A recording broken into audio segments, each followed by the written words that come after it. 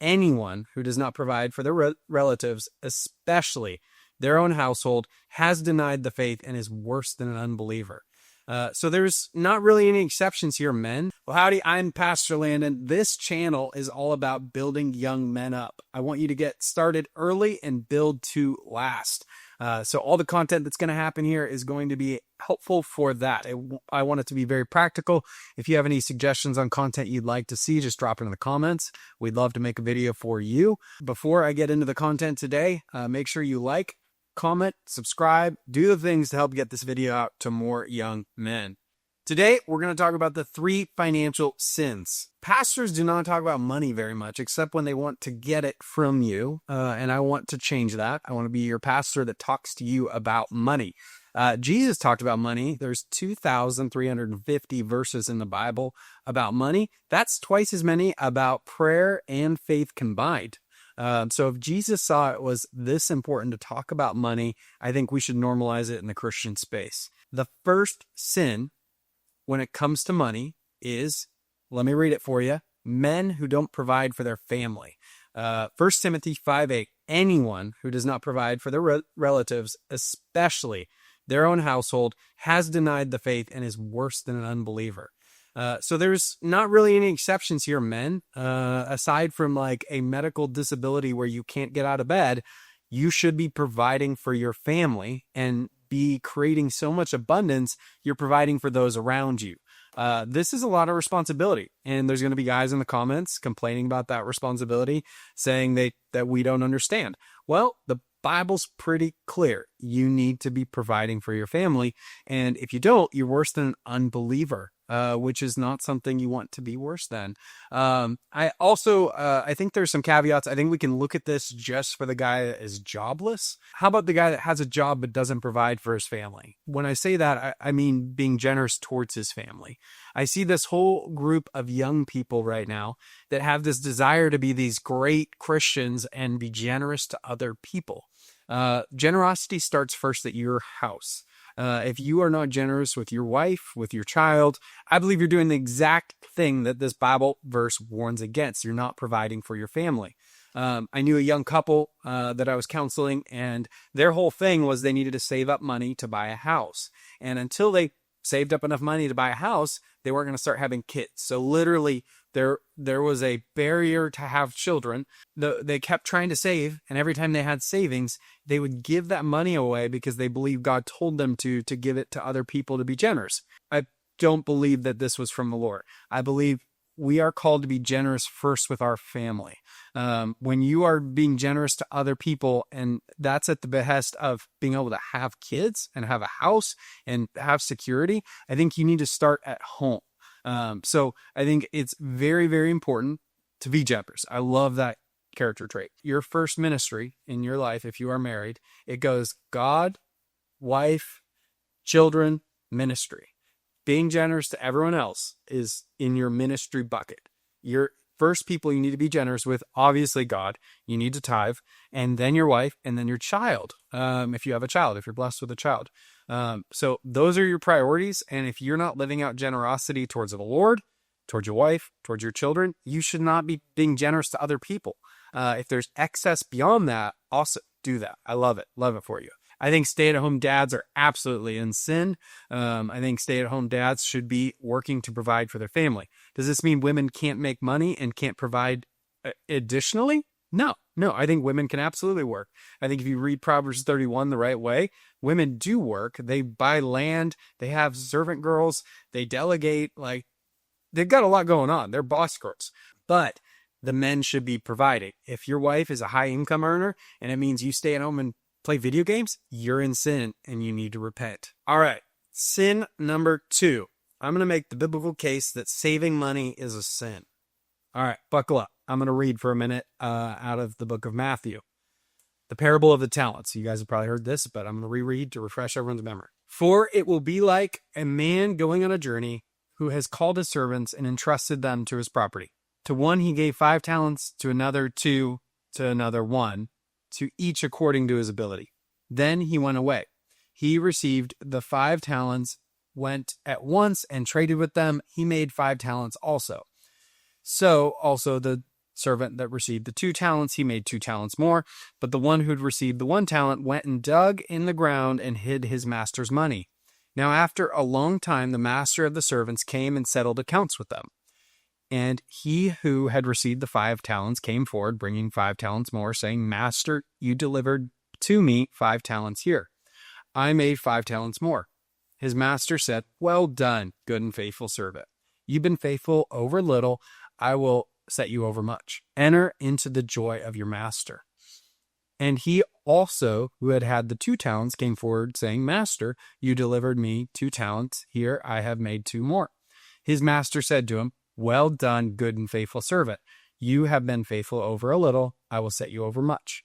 Enter into the joy of your master. He also, who had received 1 talent, came forward, saying, Master, I knew you were a hard man, reaping where you did not sow, and gathering where you scattered no seed. So I was afraid, and I went and I hid your talent in the ground. Here, you have what is yours. But the master answered him, You wicked and slothful servant. You knew that I reap where I have not sown, and gathered where I have not scattered any seed? Then you ought to have invested my money with the bankers, and at my coming I should have received what was my own with interest. So take the talent from him and give it to the man that has the 10 talents. For to everyone who has been given, more will be given, and will have abundance. But from the one who has not, even what he has will be taken. And cast the worthless servant into the outer darkness.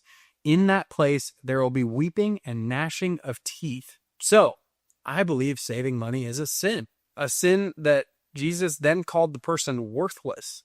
This is the only time Jesus called somebody worthless. So, let's break this down. So, there was 3 servants. They got talents. What is a talent, you might ask? A talent was 6,000 denarii, 20 years labor, wages for their labor. So this is like the equivalent per talent of $500,000. So like putting that in context, that's a lot of money to entrust into servants. And some of the Christians out there are like, this parable isn't about money. It's about your skills and your spiritual gifts and all this. Yeah, totally. I think there's more than just one application for this, but Jesus was really specific with using large units of money in this parable. He could have literally said your gifts and things like that. But so for the sake of this conversation, it's going to be about money because Jesus used very specific money amounts. The guy that was given 5 talents was given like the equivalent of $2.5 million to invest, or that's what the master had thought would happen. He did invest it and he doubled his money. Same with the 2 talents though. He was given $1 million. He invested it, 100% return. Awesome. The last guy hid it because he was scared of his master. He's like, you know what? I'm just not going to lose this. I'm not going to lose the thing the master's given me because I wouldn't want to let him down. I wouldn't want to disappoint him. I wouldn't want to mess up, living out of fear. So he took the 1 talent, hid it, and then gave that back to the master. And the master was like, dude, you could have at least made me interest on this money. You could have made me the high yield savings account with the 4%, but you made me nothing. You literally returned the exact same thing back to me. This was not helpful. He goes as far as saying, cast this worthless servant into the outer darkness, into that place where there will be weeping and gnashing of teeth. Where else do we hear those words, gnashing of teeth? He's saying, cast this man into hell. Like this is very strong. And it's talking about saving. It's talking about living in fear and holding on to what you have. So how does this apply to you? So God gives you money. All money is from God. You work a job, you accumulate money, and I believe the person that just holds on to it and saves it is not stewarding well and stewarding so poorly that God would call it a sin. And I think that's really important. I don't think that's talked about enough. Every Dave Ramsey clip I listen to, pretty much every financial influencer, they just talk about saving money. Well, I think they're teaching you to sin. I don't think you should spend more than you make. I think, yes, you should save money, but instead of save, I would insert steward money. So you've got $1,000 in your bank account. What are you doing with that money? Are you investing in stocks? Are you investing in real estate? Are you, if you're in debt, you obviously should be paying that debt off. But I'm talking about excess money you don't have anything to do with. It doesn't need to just sit in your account and make you feel better at night. There's a lot of people, it's called money for security. Having a bank account with $1,000, $5,000, $10,000 makes you feel better. Are you stewarding that money well? So I don't have a savings account. I might be a little unique in that. I take all of my money and I put it in the stock market in varying stocks from the least risky to the most risky. And if I ever need cash, I pull out of that stock account. There's always a stock that's down. There's always something that, sure, I'll take the tax hit. My goal is to never pull out of that account. If you have a savings account, it's very easy to pull money out and just, oh, I need this money right now. I have to think through the consequences of pulling the money out of the investment account. And there's tax implications. There's, the market's down. Oh, shoot, this dollar is actually more like $2 if I pull it out right now rather than letting the market return. The thing is with that is I should be stewarding my life in a way where I don't need to tap into my savings all the time. So I make my savings harder to get to. I don't think it's a sin to have a savings account with an emergency fund. I'm not saying that. But if God has given you something, given you excess money, and all you're doing is sitting on it, saving it, I would ask you, are you not like the last servant, that you're fearful the Lord isn't going to provide in the future? He's going to get mad at you if you mess up. He's like, Jesus is a Father that loves you, and he wants good for you. He doesn't want to destroy your life, take all your money, and make you destitute. Like, it is not a good view of God. It's not a good view of Father to just save money out of fear that he's not going to provide in the future. You need to trust he's going to provide in the future. I think this is where money becomes an idol too. You sit and you save it and you think about it, and it's what brings you peace. Peace should come from the Lord, not from money. You need to steward your money well. You need to multiply your money. That's what this very clearly says, is you need to multiply your money, and the Lord wants to be happy with you. He literally says to the guy, enter into the joy of your master. You have been faithful over a little. I will set you over much. God is looking for good stewards. There's so few good stewards out there. There's a lot of good savers, but you're not helping the economy. You're not helping business. You're not producing anything. You're not increasing your generational wealth. You're just saving money. So this is my argument. Saving money is a sin. Sin number 3, lack of generosity. We got to this up above, but this applies more than just your family and providing for your family. This is specifically at generosity. In James 5, 1-5, it says, the rich are admonished for hoarding wealth and exploiting laborers. Come, you who are rich, weep and wail for the misery to come upon you. You have hoarded treasure in the last days. Look, the wages you withheld from the workmen who mowed your fields are crying out against you. I cannot stand cheap Christians. Every ministry that poorly pays their staff, if you're a Christian that leads a business and you take home a really big paycheck and they don't, you are taking advantage of people. And this is a sin. You need to, I believe, abundance and generosity breed abundance and generosity.